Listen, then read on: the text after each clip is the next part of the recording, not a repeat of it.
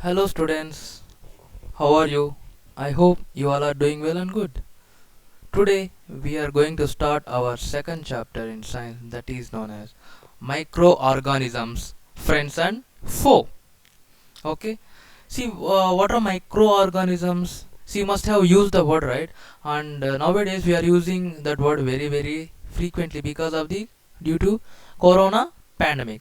See, microorganisms, that means micro means very small. They are the small organisms. Okay, they cannot be seen with our naked eye. They can be seen only with the help of a microscope. Okay, they can be seen only with the help of a microscope. Yeah, your microorganisms, if you observe microorganisms present everywhere.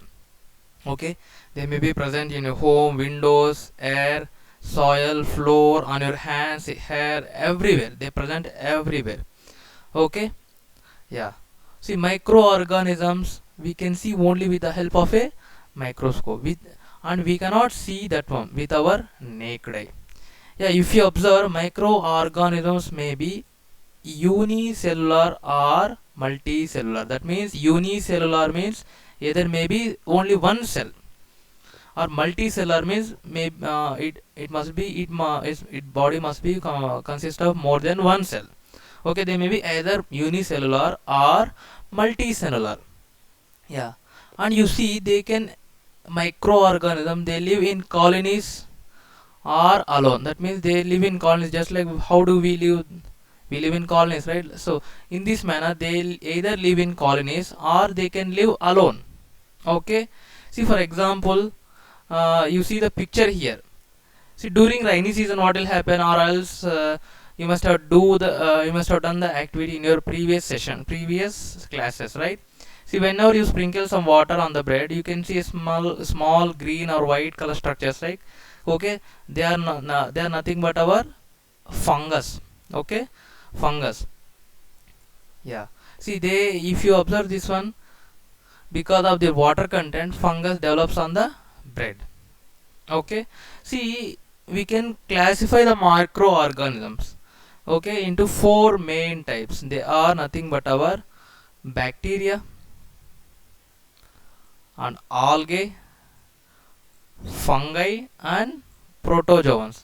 See, they have given different examples for each category. Okay, each category I have given some examples. And nowadays we are every day in news channels and newspapers we are listening. Every day we are hearing the word coronavirus. So you must have get it out, sir. What in which category we can classify the coronavirus? That means viruses are the viruses they are also known as microorganisms. Okay, and one more interesting fact is viruses are almost considered as dead when they are present outside the body of any host. Whenever it is present inside the body of any host, then only they consider as living. See, there are different types of host for the virus. They are bacteria, plants, animals. We comes under human beings comes under animals. Okay, so that means we are the host for the coronavirus. Okay, so there are some of the diseases commonly seen diseases like cold, flu, and some coughs are caused by the virus. And even your polio, you must have in your childhood you must have taken some polio drops, right? Yeah, yeah, polio, or you must have experienced chicken pox also. See, both these diseases are also caused by virus. Even our HIV, AIDS is also caused by virus. And now coronavirus, very popular. Coronavirus is also a virus. Okay, so you can see the pictures of different. See, we have categorized the microorganisms into four types, right? Bacteria, algae, protozoan, and fungi, right? So you can see the same pictures you can see in your textbook also. Okay, yeah. Yeah, see here viruses. Here I am showing the picture of HIV virus, and this is known as tobacco mosaic virus. We call this one TMV. Okay, tobacco mosaic virus. So these are the structure of the viruses. Okay, and remember they are considered as living only when they are present inside the body of host. Yeah. See, see, sir, you see, whenever you heard the word, whenever you listen the word microorganisms or any other like bacteria, fungi, the moment it strikes your brain is always they are all always harmful. So whenever I say the word, you must think that, sir, they are very harmful, like that you say, right? No, they are, some are harmful, some are very useful to us. Okay. Okay, foe means enemy, remember the word foe. Yeah, every day, how many of you love curd? Yes, I love it. I love curd very much. See how milk converts into curd. Your mother put some curd in lukewarm milk. Then next morning, your milk converts into curd, right? That's what you know. But the science behind that one is a bacteria known as lactobacillus. The name of the bacteria present in the milk. Name of the bacteria is lactobacillus, which is present in the milk, helps the milk to convert into curd. Yeah, and in our previous classes we studied about anaerobic respiration, right? Yeah. So there we have used a special fungus known as yeast. See, in yeast, what they will do? Yeast helps the flour to rise, right? We performed the activity in our previous classes. Helps the dough to rise, and also produces carbon dioxide during anaerobic respiration. Okay, anaerobic respiration. See, yeast is very helpful in the preparation of the bakery items, and also your uh, that means bakery items, bread, cakes, biscuit, pastries. Okay, it is very helpful. And remember, in aerobic respiration, what are the products?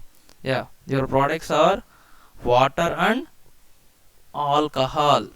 Remember this one, alcohol and water. Okay. Yeah, commercial. Next one is how we can use microorganisms commercially. Yeah, see, I told you yeast produces alcohol. Alcohol. See, nowadays we are using alcohol based sanitizer, right? So so we have to produce alcohol in a large scale. So in this case we are using yeast to produce alcohol. Okay, in a large scale. Large scale. Okay. So with that alcohol we prepare so many items. Even our sanitizers consist of alcohol, and it also helps in the preparation of so many beverages like wine or any beverages. Okay. Yeah, and even your sprays also contain alcohol. Your aerosols, your sprays. Okay. Yeah. See this process, yeast converts the sugar into alcohol. We call this process as fermentation. See, you can observe the process of fermentation in your home also. See your mother. Suppose if your mother wants to prepare any dosha or idli, what they will do? They will prepare the batter and they leave the batter for the one night. Whole night they leave the batter, and next day only they will use. So this night what will happen? That fermentation happens. Okay, fermentation happens. Here we can see the production of alcohol. Okay, if the batter ferments properly, then only you will get proper doshas or idlis. Okay, and you can see this fermentation process is discovered by a scientist known as Louis Pasteur. You can see the picture of Louis Pasteur here. Louis Pasteur discovered the process of fermentation, and you can see we can use microorganisms in for medical purposes also. See, whenever you fall ill, what will happen? You go to doctor, and doctor prescribes some medicines. So after taking that medicines, you feel better, right? So those medicines are known as antibiotics, against to the microorganisms. They are antibiotics are nothing but they are against to the microorganisms. Yeah. See, and these antibiotics we produced from bacteria and fungi. See, examples of some antibiotics are streptomycin, tetracycline, and erythromycin. So these are the commonly known antibiotics. Okay, and one more thing is your antibiotics is not at all effective against the diseases which are caused by the viruses. That's why whenever you catch cold, you take any medicine, it will not go. If you don't take it will not go, it will go after some days. See, at the time if you don't take medicine also nothing will happen. That means it is of no use because it is not at all effective against the viral diseases. So for viral diseases, antibiotics are not prescribed. Why? Because they don't act on the diseases which are caused by the viruses. And always remember, antibiotics should be prescribed by a qualified doctor, and you should not take antibiotics on your own. Okay, and moreover it affects your, if you take antibiotics very regularly, what will happen, it affects our immune system also. Okay, so always remember, you should not take antibiotics on your own. Yeah. Okay students, that's all for today. Thank you so much. And now you please note down your homework. You have to draw the diagrams of chlamydomonas, pyrogyra, bread mold, penicillium, and aspergillus. See, you can get these diagrams of these microorganisms in your textbook. Okay, thank you so much and have a nice day.